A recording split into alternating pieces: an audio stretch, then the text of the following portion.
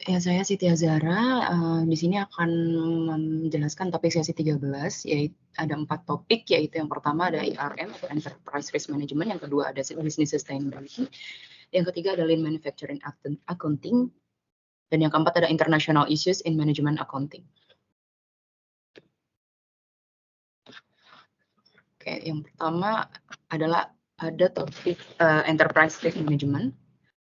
Enterprise Risk Management atau manajemen risiko perusahaan merupakan kerangka kerja metodologis untuk mengidentifikasi, menilai, dan mengelola risiko yang dihadapi organisasi.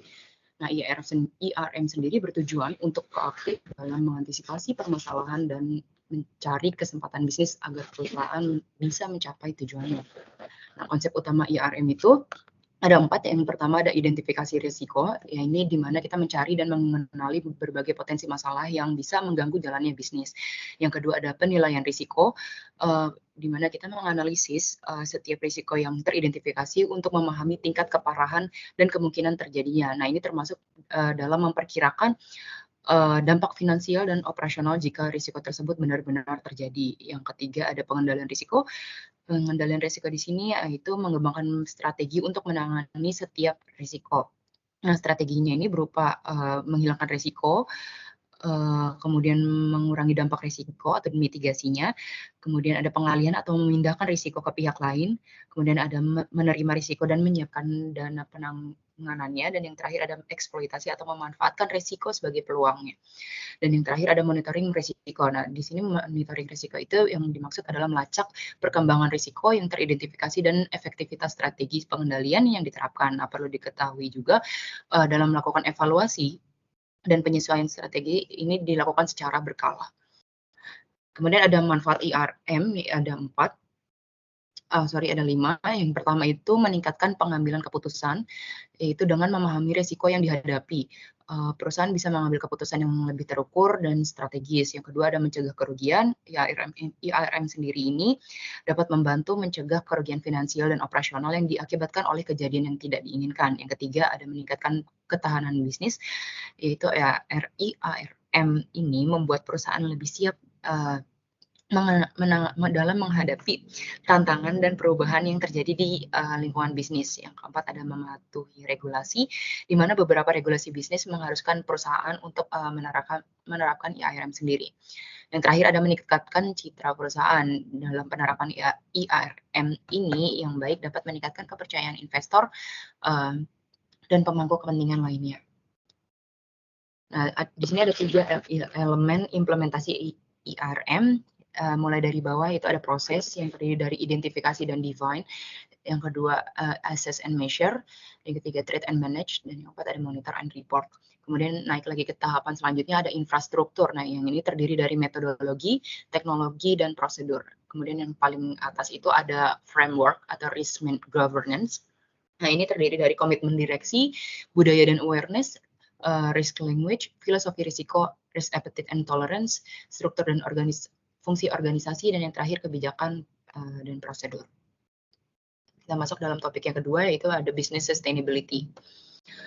Business sustainability atau bisnis yang berkelanjutan merupakan konsep yang memastikan aktivitas bisnis memberikan dampak positif tidak hanya secara ekonomi, tetapi juga secara sosial dan lingkungan.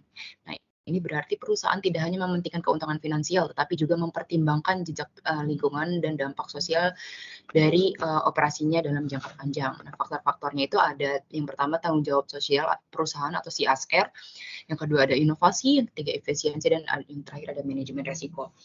Nah, tujuan dari bisnis sustainable ini tentunya ada banyak. Salah satunya itu yang pertama ada menjaga lingkungan. Nah, menjaga lingkungan ini kita tahu sendiri kalau lingkungan merupakan isu yang sering diperbincangkan kan akhir-akhir ini. Nah, hal ini yang disebabkan oleh menurunnya kualitas lingkungan. Nah, itulah mengapa salah satu tujuan bisnis sustainability adalah untuk mencegah keadaan tersebut menjadi semakin parah. Yang kedua adalah mengelola energi. Nah, saat ini memang mayoritas orang di dunia masih menggunakan energi yang tidak dapat diperbarui. Nah, energi ini memiliki kelemahan, yaitu seperti habis jika dipakai terus-menerus. Nah, selain itu energi ini juga bisa menghasilkan gas buang yang dapat menyebabkan pemanasan global. Nah, oleh karena itu penggunaan energi harus dikelola secara baik melalui bisnis yang berkelanjutan ini. Nah, itu yang ketiga, dan yang ketiga ada meningkatkan efisiensi. perusahaan yang bisnisnya ingin sustainable atau tetap berlanjut dalam jangka waktu yang lama, itu perlu meningkatkan efisiensinya. Nah, efisiensi yang dimaksud ini berhubungan dengan kegiatan produksi di lingkungannya dalam bahan baku yang digunakan. Di mana kita memanfaatkan bahan baku tersebut gimana caranya agar tidak terbuang sia-sia, jadi termanfaatkan keseluruhannya. Yang keempat, tentunya dalam bisnis ada tujuannya itu memperoleh keuntungan. Nah, memperoleh keuntungan sendiri dari yang disinggung sebelumnya, konsep ini juga bisa membuat perusahaan memperoleh keuntungan secara sustain atau terus-menerus, namun juga tetap memperhatikan nilai sosial dan lingkungannya, di mana konsep ini juga mengajarkan untuk keuntungan dengan modal sedikit, tapi mendapatkan hasil yang semaksimal mungkin. Kemudian yang terakhir yaitu yang bermanfaat bagi masyarakat. Nah, perusahaan dengan konsep ini tidak hanya bermanfaat bagi bisnisnya sendiri, namun juga bagi masyarakat. Hal ini disebabkan karena lingkungannya yang terjaga ataupun terbantunya dari sisi sumber daya manusianya karena memperkerjakan warga sekitar. Nah, ini tentunya dengan bisnis sustainable ini yang tentunya bermanfaat bagi masyarakat sekitarnya secara khusus maupun secara general. Nah, prinsip-prinsip utama bisnis sustainability itu ada 3. Yang pertama adalah dari prinsip dilihat secara lingkungan. Dari lingkungan ini bisa dicapai melalui dengan cara penggunaan energi terbarukan, produksi yang efisien, dan daur ulang bahan. Kemudian kalau dari sisi sosialnya itu bisa dilakukan melalui pemberian upah yang layak, dukungan terhadap program sosial di masyarakat. Nah, kemudian dari sisi ekonominya itu bisa digunakan untuk membangun hubungan yang baik dengan pelanggan dan mitra bisnis sekitarnya gitu. Lalu yang ketiga ada lean manufacturing and accounting. Apa sih lean manufacturing? Lean manufacturing itu fokusnya untuk menghilangkan pemborosan atau waste dalam setiap tahap produksi. Prinsip utamanya itu adalah menghasilkan produk yang tepat dalam jumlah yang tepat dan pada waktu yang tepat. Fokusnya itu pada nilai bagi pelanggan dan memprioritaskan proses yang memberikan nilai tambah, sementara meminimalkan pemborosan dalam segala bentuknya. Kalau lean accounting itu didesain untuk mendukung dan mengelola keuangan dalam perusahaan yang menerapkan lean manufacturing. Nah, fokusnya itu pada informasi biaya yang relevan dan nilai tambah yang diberikan pada setiap tahap produksinya. Dengan menggunakan metode costing yang lebih akurat dan di mana hal itu mencerminkan aktivitas produksi yang aktual. Nah, teknik yang digunakan pada lean manufacturing itu ya ada 5. Yang pertama itu ada just in time, yaitu menerima material tepat saat dibutuhkan sehingga mengurangi persediaan yang tersimpan. Yang kedua ada Kanban, yaitu sistem visual untuk mengelola aliran material dan produksi. Yang ketiga ada Kaizen. Ini merupakan peningkatan berkelanjutan untuk perbaikan kecil dan bertahap. Yang keempat itu ada teknik eliminasi cacat produk, yaitu mencegah kesalahan sejak awal untuk mengurangi produksi gagal produk. Kemudian yang terakhir ada standarisasi proses, di mana memastikan konsistensi dan kualitas produk yang dihasilkan. Kemudian ini ada beberapa teknik yang dilakukan pada lean accounting, yaitu yang pertama ada activity based costing, di mana membebankan biaya ke aktivitas yang menghasilkan produk dan layanan dengan mengalokasikan biaya overhead berdasarkan aktivitas, bukan hanya jam kerja langsung aja. Yang kedua ada teknik value stream accounting, yaitu memetakan aliran keseluruhan produk untuk membantu mengidentifikasi pemborosan dan peluang untuk perbaikan.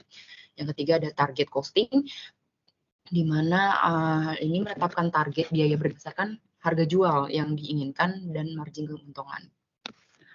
Kemudian ada just in time inventory management, yaitu meminimalkan pemborosan dengan mengurangi tingkat persediaan dan berfokus pada produksi hanya apa yang dibutuhkan.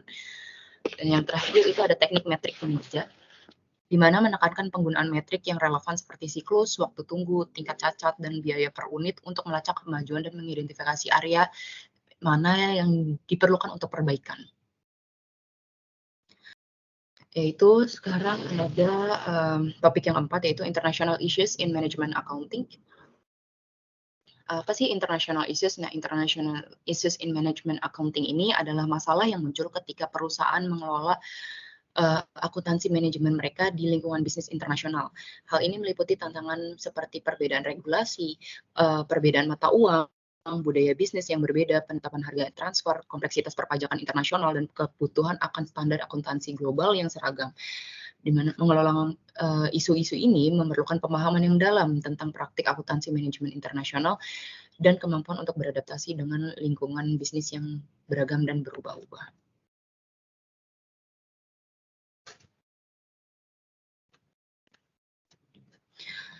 Oke. Ini ada International Issues Management Accounting, itu terdiri dari yang pertama ada standar isu utama ya yang sering dihadapi dalam manajemen akuntansi, yaitu yang pertama ada standar akuntansi atau IFRS. Standar akuntansi internasional. Nah, banyak negara menerapkan International Financial Reporting Standards, ini IFRS-nya itu. Namun beberapa negara masih menggunakan standar nasionalnya sendiri. Yang kedua itu ada issues tentang transfer pricing. Nah, transfer pricing ini adalah penetapan harga antar entitas dalam sebuah perusahaan multinasional, di mana perusahaan dapat memanipulasi transfer untuk mengurangi beban pajak di negara dengan pajak tinggi. Regulatornya berupaya untuk memastikan transfer pricing dilakukan secara wajar dan berdasarkan prinsip arm length. Kemudian ada fluktuasi kurs mata uang. Fluktuasi kurs mata uang dapat berdampak signifikan pada laba rugi perusahaan multinasional. Nah, manajemen akuntansi harus mempertimbangkan dan mengelola risiko akibat fluktuasi kurs mata uang. Teknik seperti hedging dapat digunakan untuk mengurangi risiko ini. Kemudian ada issues tentang budaya dan lingkungan bisnis yang berbeda. Nah, praktik bisnis dan budaya akuntansi dapat berbeda-beda antar negara. Manajemen akuntansi itu harus disesuaikan berdasarkan dengan lingkungan bisnis setempat, di mana memahami budaya dan peraturan setempat penting untuk efektivitas pelaporan keuangan. Kemudian ada sistem informasi dan teknologi. Sistem informasi dan teknologi ini di mana perusahaan multinasional itu harus membutuhkan sistem informasi terintegrasi untuk mengelola keuangan global kan. Nah, teknologi informasi dan komunikasi yang canggih memfasilitasi manajemen akuntansi internasional. Nah, keamanan data dan peraturan privasi ini juga kadang menjadi perhatian penting dalam sistem informasi global. Yang keenam itu ada issues mengenai perbedaan regulasi atau tata hukumnya. Setiap negara kan memang memiliki peraturan akuntansi yang berbeda-beda. Misalnya satu negara mungkin mewajibkan metode penyusutan yang berbeda untuk setiap aset tetap, sedangkan negara lain mungkin memiliki persyaratan pelaporan yang berbeda untuk entitas induk dan anak perusahaan.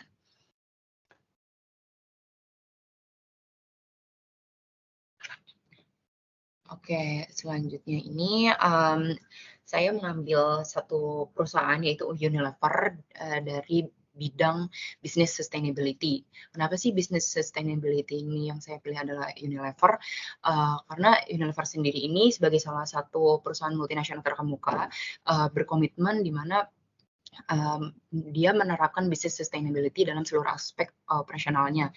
Nah, Unilever ini berkomitmen untuk mencapai life cycle assessment atau LCA atau penilaian siklus hidup netral pada tahun 2020.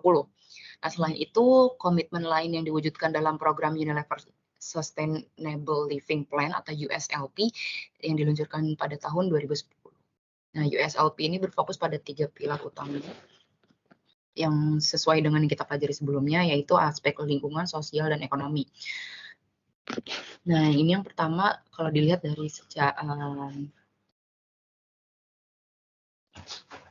kesehatan dan kesejahteraan sosial, kemudian dia juga di mana USLP ini ada 3 konsepnya yang sama persis dengan business sustainability. Itu yang pertama ada kesehatan dan kesejahteraan sosial, yang kedua ada lingkungan hidup, dan yang ketiga ada peningkatan ekonomi.